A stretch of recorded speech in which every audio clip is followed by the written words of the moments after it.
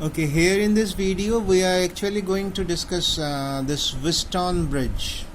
This is a very important part of current electricity. You need to understand this, and actually we have discussed this Wheatstone bridge in the first unit also, where we were discussing the capacitance of a circuit, the equivalent capacitance of a circuit, which is in the form of 4 capacitors forming a bridge.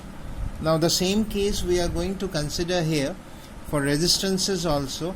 In fact, combination of resistances, we have discussed this part also, but still then this is the main portion which you need to understand here, and we will discuss it in very much detailed manner. So you see here, what is a Wheatstone bridge?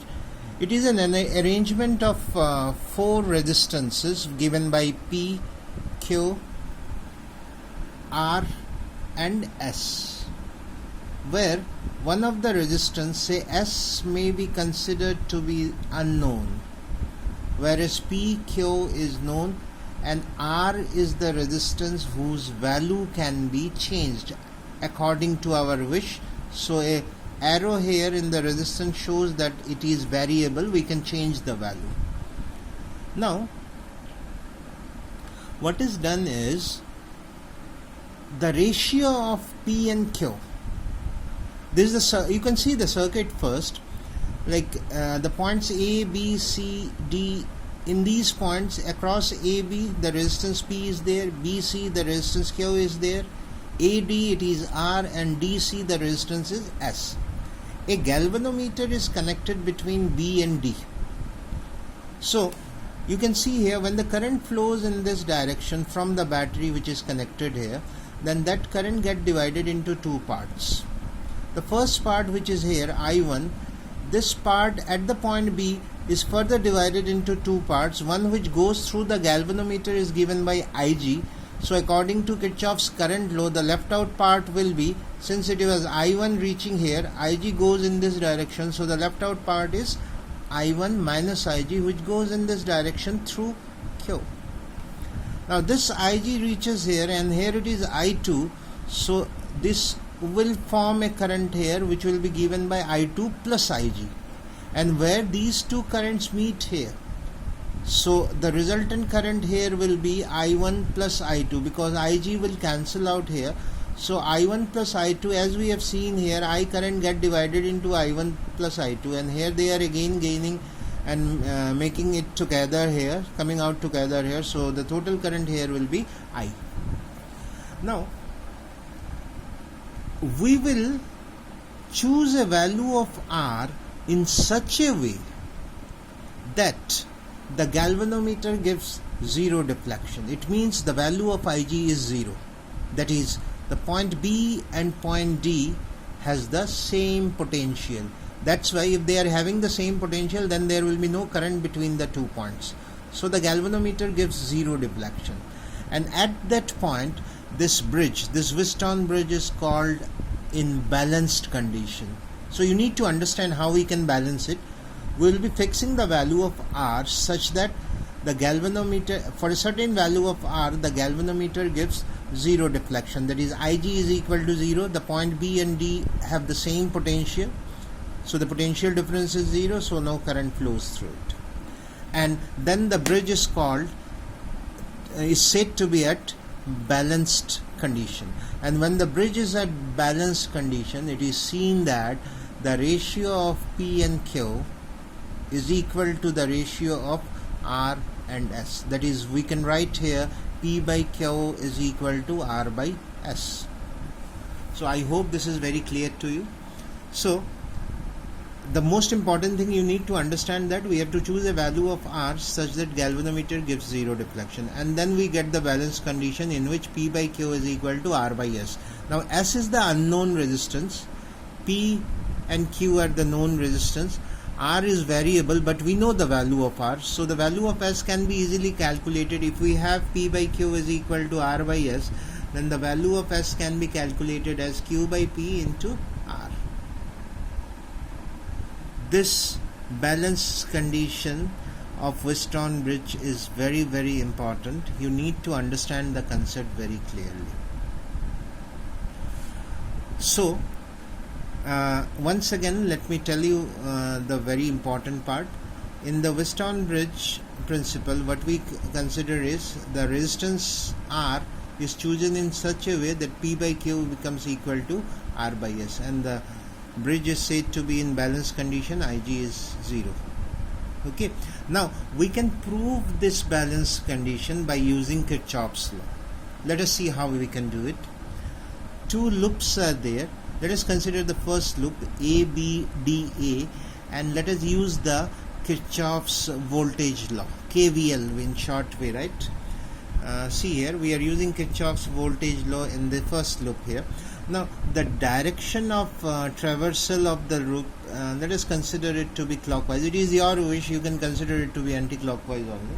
So here we have considered it to be clockwise, and now let us see which are the potential drops which we are getting.